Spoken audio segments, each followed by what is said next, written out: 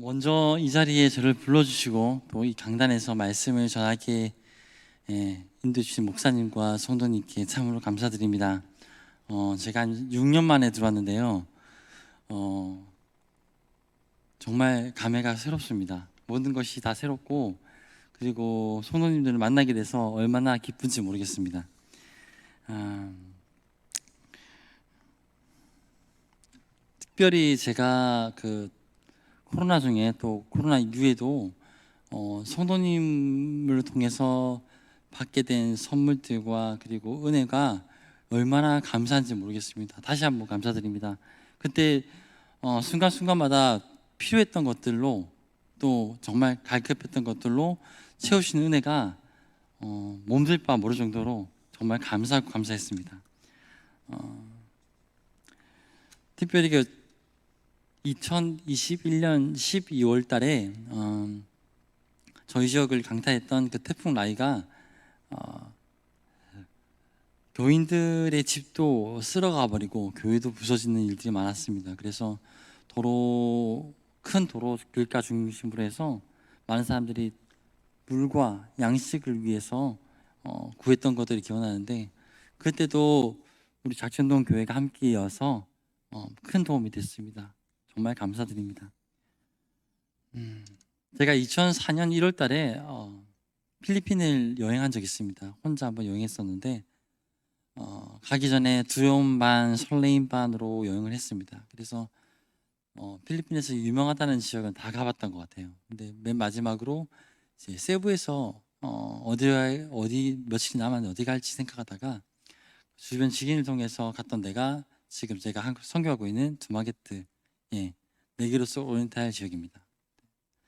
근데 그 지역에 딱 갔는데 마음이 너무나도 편안한 거예요.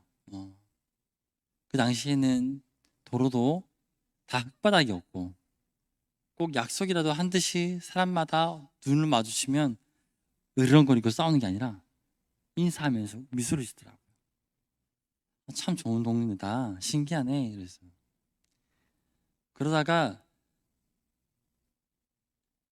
아이들을 만나게 됐어요. 돌아다니다가 아이들 만났는데 아이들이 흙바닥에서 축구하고 막 뛰어놀고 하는 모습들, 그리고 제게 미소 지으면서 다가오는 모습들이 너무나도 마음에 감동이 됐어요. 음, 그런 구석구석을 돌아보다가 제가 돌아왔습니다. 한국으로 돌아와서 순간순간마다 이제 매번 이제 매일마다 기도를 하잖아요. 기도의 자리에서 무릎 꿇고 기도하는데 그 필리핀에서 있었던 일들이 하나하나 기억이 나는 거예요. 그래서 그때마다 기도했습니다. 그 땅을 위해서, 그리고 필리핀 지역을 위해서, 거긴 영혼들을 위해서 기도했습니다. 근데 그게 하루가 지나고 보름이 지나고 한 달이 지나고 6일이 지나는데 계속 기도 자리에 앉을 때마다 이 지역이 생각이 나는 거예요. 왜 이렇게 오랫동안 기억이 나지? 그러면서 1년이 지났습니다. 2년 지나고 5년이 지났어요. 근데 항상 계속해서 그 기도를 하게끔 하나님께서 인도를 하시더라고요. 또 신기한 것은 모든 기억은 다 흑백에 있다가 사라지는데 그 기억은 흑백에서 컬러로 바뀌고요, UHD로 바뀌고 점점점 선명해지는 거, 기억들이. 처음에 제가 그 기억을 하는 것도, 그 기도를 하는 것도 거부를 하기 시작했어요. 안 하라고. 제 느낌엔 하나님께서 선교사로 나를 부르시는 건가라는 생각이 들어서, 하나님 저 싫습니다. 한국이 좋습니다. 한국에서 목회할 수 있도록 도와주세요. 근데 그 기도를 하게끔 계속 하시는 거예요. 그래서 제가 하나님께 순종하는 마음으로, 하나님, 주님께서 보내시는 곳 어디든지 제가 가겠습니다, 순종하겠습니다 라는 마음을 먹었습니다. 그리고 그 기도를 한 즉시 하나님께서 준비라도 했다는 듯이 선교사로 가는 길들을 열어주셨어요. 그때 당시에 많은 사람들이 필리핀은 선교사들이 너무 많아서 너 지원해도 갈 수 없을 거야, 너 안 된다 그랬어요. 근데 하나님께서 일사천리로 제가 순종하는 즉시 길을 열어주시더라고요. 2012년도 5월 1일에 제가 선교사의 신분으로 처음 제가 있는 선교지 땅을 밟았습니다. 그때 당시 생각하면 누구 하나 도와줄 수 있는 분도 없었고요. 어, 가장 인간이 살기 위해 필요한 것들이 주거 문제죠. 그리고 먹을 양식들, 이런 것들 하나하나 찾아가면서 몸으로 부딪혀가면서 찾았어요. 그리고 한 가지 마음속에 갈급했던 거는 기도할 수 있는 처소가 없는 거예요. 그래서 그때 당시 우리 아들이 있기 전인데 우리 아내랑 둘이서 단칸방 한 구석에서 둘이서 손잡고 기도했습니다. 그리고 답답할 때는 이제 바다 나가서 바닷가 앞에 기도하고요. 그 말씀 묵상도 산에 올라가서 하고, 그러니까 자연의 배경 삼아서 그렇게 했어요. 근데 마음 한 구석에는 하나님, 제가 기도할 수 있고 예배할 수 있는 처소가 있었으면 좋겠습니다라는 마음이 계속 있었거든요. 그러던 중에 13년도가 되기 전이죠. 12년도에 제가 갔을 때 구미 제일교회라고 있습니다. 그쪽에서 그 6분의 그 장로님들이 신천 장로님이 되면서 해외에다가 자기 교회를 세우고 싶다라는 얘기를 했고, 그리고 그 공고를 감리교 게시판에 올렸어요. 그래서 많은 선교사님들이 자기 지역에 교회를 세우기를 원한다고 올려놨더라고요. 제가 기억하기로는 한 400개 지역에서 그걸 요청했던 것 같아요. 저도 했습니다. 근데 하나님께서 그런 저의 갈급함을 아시는지 2013년도 4월 달에 저희 볼록볼록 지역에 볼록볼록 감리교회를 세우게 됐습니다. 이거는 뭐라 할 수 없고요. 하나님께서 하신 일입니다. 그리고 13년도에 구미제교를 지었는데 16년도에 또 친구 목사를 통해서 대나무 교회를 짓게 됐어요. 그쪽 교회에서 교회를 세워서 하나님께서 이 성전을 통해서 현지 목회를 할 수 있는 기회를 주셨고, 그 은혜를 체험할 수 있는 귀한 일들을 제게 주셨습니다.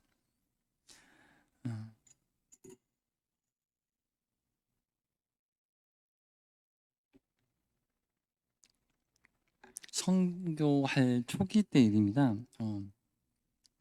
너무나도 마음이 힘들고 낙심할 때가 있었습니다. 발걸음을 움직이는 것조차 힘들고 말할 힘조차 없을 때가 있었어요. 억지로 이제 몸을 이끌고 제단 앞에 무릎을 꿇고 두 손 모아 기도했습니다. 근데 입이 안 떼지는 거예요. 그래서 마음으로 기도했어요. 하지만 이제 간절한 마음으로 주님께 기도했습니다. 하나님 도와달라고, 하나님 힘을 달라고. 그렇게 한 1분 정도 기도했던 것 같은데 하나님께서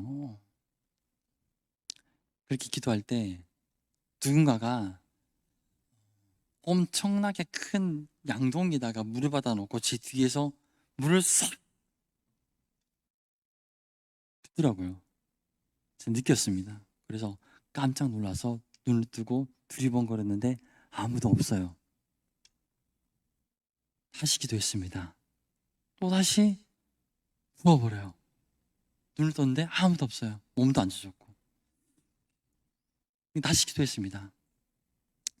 마음속으로 하나님 기도했어요. 하나님, 이게 뭐죠? 하나님께서 제게 마음을 주시는 게 이런 마음 다 주시더라고요. 한국에서 너를 위해서 기도하는 성도님들의 기도가 모여져서 너에게 닿은 것이다.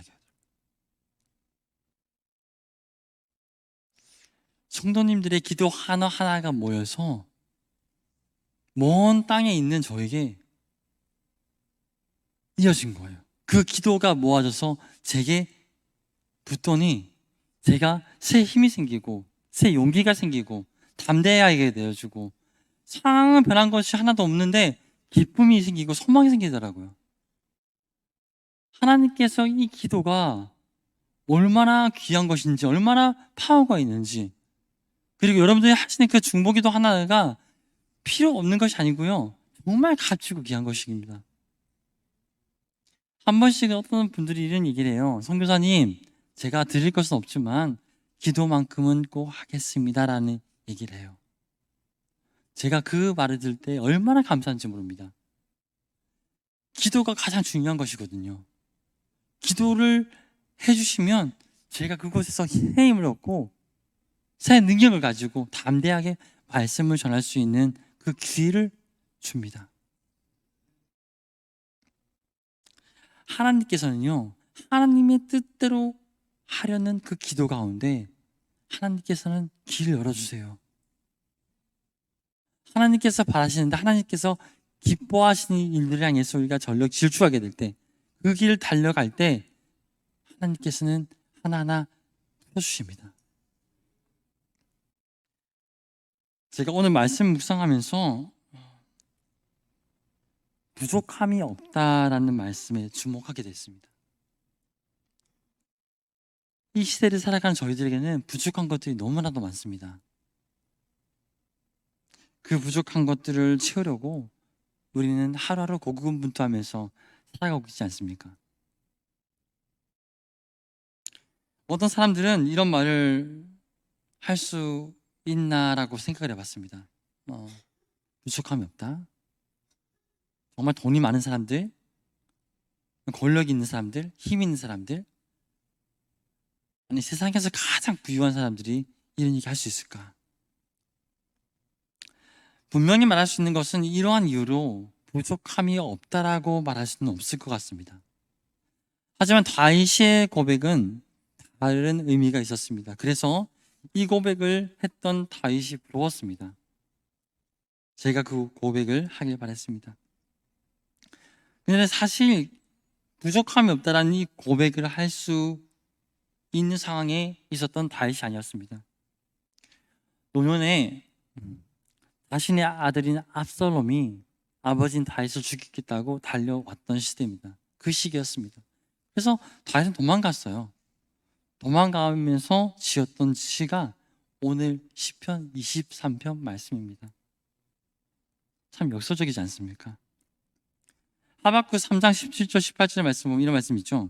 무화과 나무가 무성하지 못하며 포도나무에 열매가 없으며 감람나무에서 출이 없으며 밭에 먹을 것이 없으며 우리의 양이 없으며 외양간에 소가 없을지라도 나는 여호와로 말미암아 즐거워하며 나의 구원의 하나님으로 말미암아 기뻐하리로다. 이런 고백을 했던 하박국 선지자도 마찬가지였어요. 하박국 선지자가 활동하던 시기에는 국가의 부패가 극심했고요. 국제적인 위기 상황에 놓였습니다.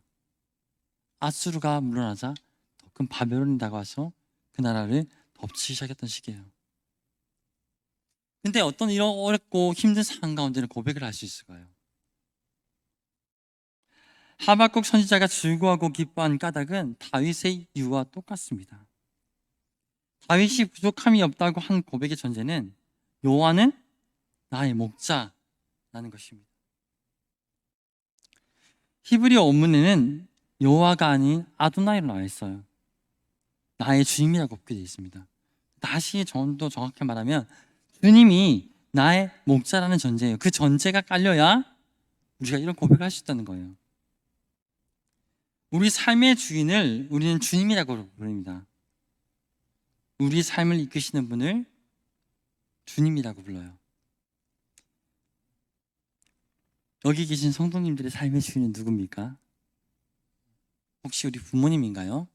저희들이 자녀인가요? 아니면 물질입니까? 다윗의 삶의 주인은 하나님이셨습니다.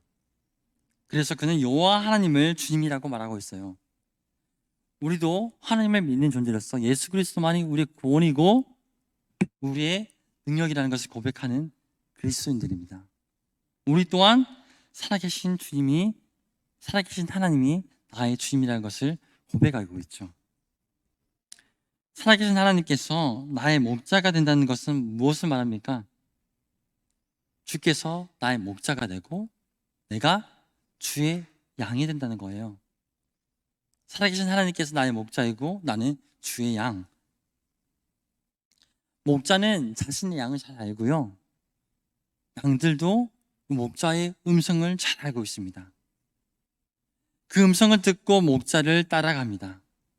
다른 무리의 목자 소리는 전혀 반응하지 않아요. 오직 자신의 목자의 음성에만 반응을 합니다.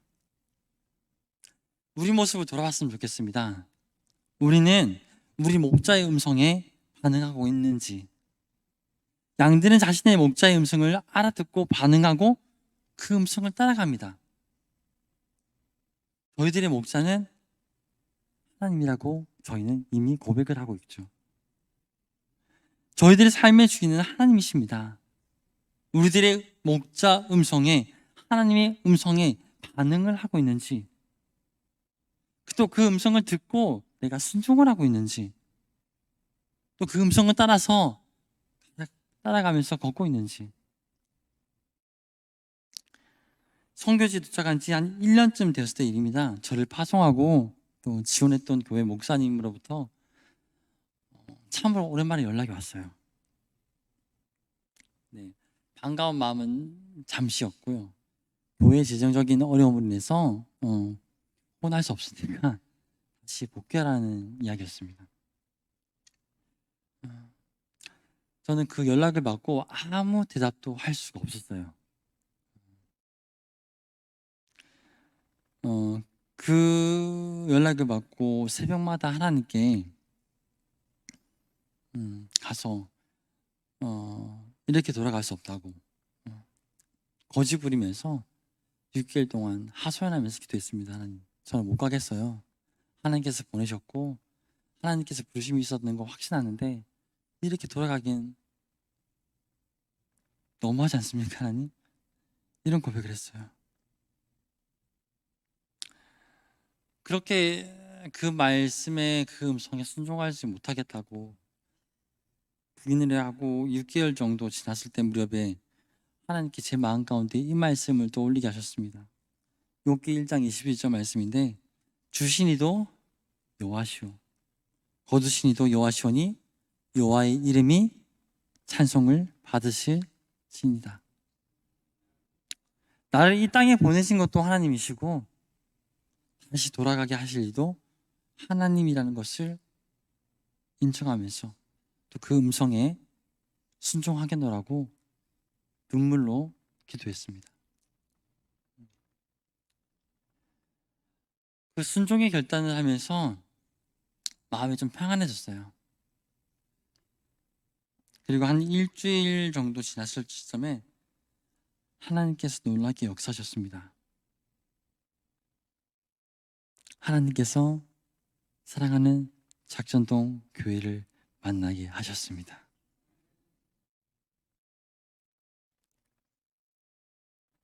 혹시 기억나시는 분들 계신지 모르겠지만 제가 2014년도인 것 같은데 12월 달에 여기서 기도했어요. 여기서 인사드렸습니다. 그때가요, 연락을 받고 온 지 한 2주 만에 일어난 일들이에요.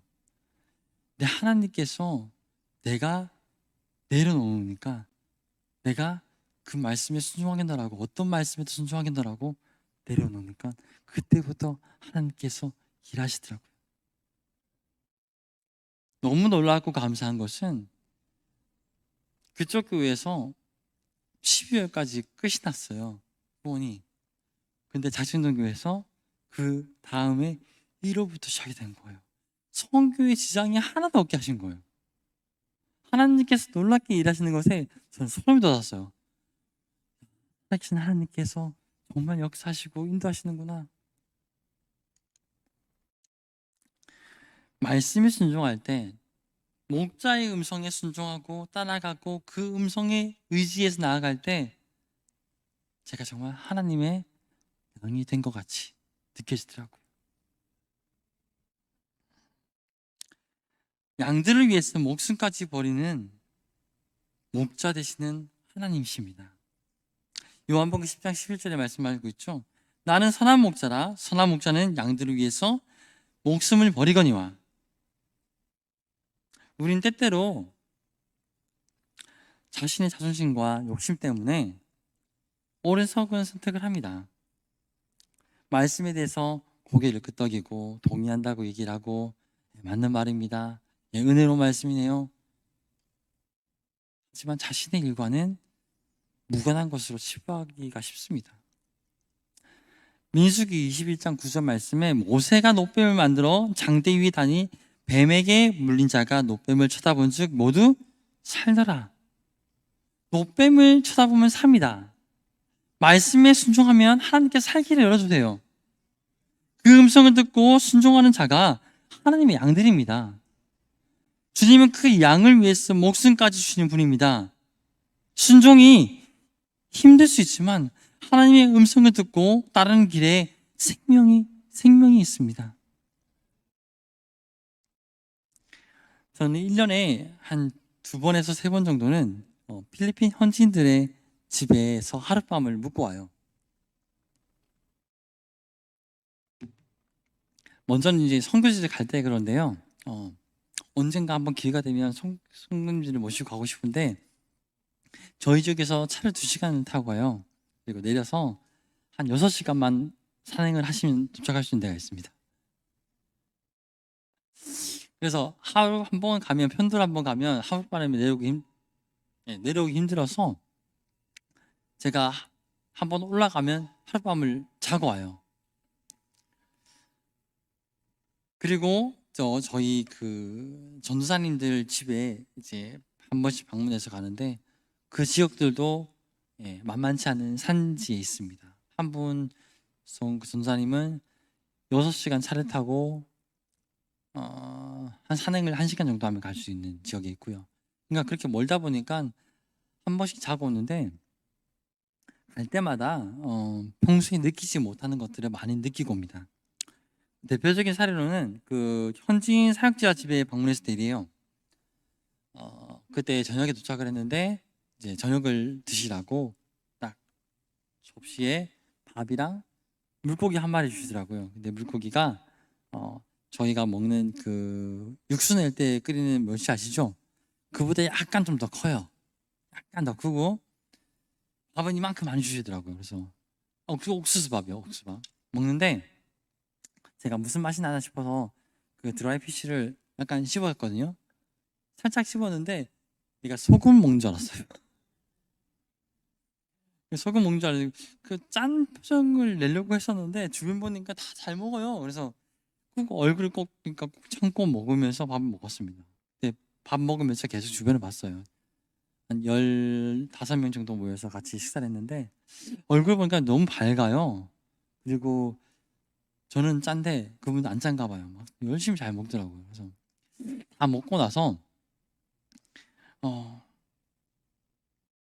잠자리를 들라고 그 저희 전사님이 그 힌트해 주더라고요. 근데 그때가 저녁 한 8시인가 9시쯤 됐는데 불빛이 하나도 없었어요. 전기도 없고 달빛에 의지해서 움직였는데 방 안에 보이더라고요. 그래서 방 열어주는데 그러니까 다른 데는 없는데 그쪽 방에만 침대가 있어요. 그래서 그 전사님이 나한테 얘기하기에 여기 스위트룸이라고 잘 주무시라고 감사합니다 하고 들어갔습니다. 어쨌든 발빛을 의지해서 이게 침대고 이게 베개가 있구나 하고 또 잤습니다. 제 기억에 의하면 새벽 4시쯤 됐던 것 같아요. 인기척이 있어가지고 눈을 떴어요. 눈을 뜨고 이게 무엇이 소리 나나 싶어가지고 뭐가 이상해서 베개 한쪽을 딱 봤습니다. 이렇게 했는데 닭이 자고 있더라고요. 바로 옆에서. 또 뭔가 싶어서 또 그걸 눌렀어요. 딱 보니까 고양이가 자고 있어요. 일어난 김에 잠깐 한식 좀 가자 싶어서 다리를 침대 옆으로 딱 뉘었는데 밑에서 개 3마리가 동시에 쑥 나오는 거예요. 동물들이랑 같이 한 거죠. 그래서 나와서 이제 잠깐 깨어있는 분을 물어보고 제가 물었어요. 여기 화장실 어디냐고. 화장실이 없대요. 그냥 주변에 아무 때나 싸우면 된대요. 알겠다고 나갔습니다. 나가서 약간 숲이 우거진 데 가서 주변을 딱 보고 이제 일을 보기 시작을 하는데요. 또 인기척이 느껴져요. 그 누구냐고 내가 불렀어요. 사람인 것 같아서. 레버런스 보니까 저희 전사님이에요. 그래서 옆에서 같이 일을 보고 계시더라고요. 안 보이니까 안 부르고는 대답 못 하더라고요. 근데 제가 그런 지역에 갈 때마다 느끼는 거는 뭐 많은지 적은지 환경이 좋은지 나쁜지 상관없이 정말 밝고 좋아 보여요. 만족하고 있고요. 이렇게 자주 가는 사람들이 있으니까 제 삶도 돌아보게 되더라고요. 근데 오늘 본문에서요, 부족함이 없다고 말하는 것은 이 필리핀노들이 말하는 자족이 개념이 아닙니다. 양의 목자가 되신 하나님께서 온 우주와 만유의 주인이기 때문에 부족함이 없다는 거예요. 나를 돌보시고 나를 위해서 목숨을 내어주기까지 사랑하시는 나의 목자가 하나님이시기 때문에 부족함이 없다는 거예요.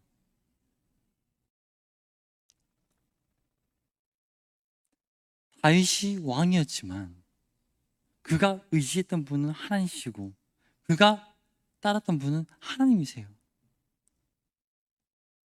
하박국이 세상을 보니까 형편이 없는 거예요. 너무 어렵고 위급한 거예요. 근데 그런 상황 가운데서 하나님을 위해서 기뻐한다고 즐거워한다고 했던 고백은 이 온 우주와 만유를 다스리시는 분이 그 주인이 누구죠? 하나님이라는 걸 깨달았기 때문에 할 수 있었던 거예요. 내 처지와 내 형편이 어떻든 간에 내가 의지하는 나의 목자는 하나님이라는 것을 깨달으면요, 우리는 수고할 필요도 없고 무수할 필요도 없어요.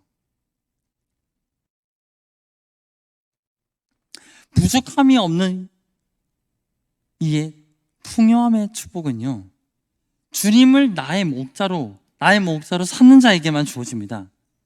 양의 목자의 음성을 듣고 따르듯이 주님의 음성을 듣고 따르는 자에게, 순종하는 자에게 그 축복이 따릅니다. 아무리 현실이 어렵고 미래가 불안해 보이는 것은 목자 대신 하나님을 혹시요, 우리 삶의 주관자이신 하나님을 목자로 인정하지 않고 있기 때문에, 믿지 못하기 때문에 그런 것은 아닐까요? 도망자 입장에서 다윗에게 부족함이 없다라고 고백한 것은 나를 푸른 초장으로 인도하실 하나님을 의지했던 까닭입니다. 자신의 목자로 인식하고 있었기 때문입니다. 저희 아들이 3살 때 일했던 것 같아요. 저희 아들이 한 번은 이제 학교에 있는 그 유치원에 있는 미끄럼틀을 타고 내려오려고 하는데 미끄럼틀이 너무 가파르고 위험해 보여요. 근데 아들이 타겠다는 거예요. 근데 타겠다고 올라가서 주저해요. 못 내려가겠다고, 무섭다고. 아빠 여기 있을게, 유리 잡아줄게. 아들이 내려왔습니다. 그리고 제가 잡았어요. 아버지 하나님께서 여러분들을 잡아주길 기다리고 계세요. 우리는 그 자리에서 주저하고 있는 거예요. 무서워서. 이 현실이 무섭고 내 앞에 닥쳐진 문제들과 어려움들이 너무 겁이 나서 뛰어들지 못하고 있을 때가 있어요.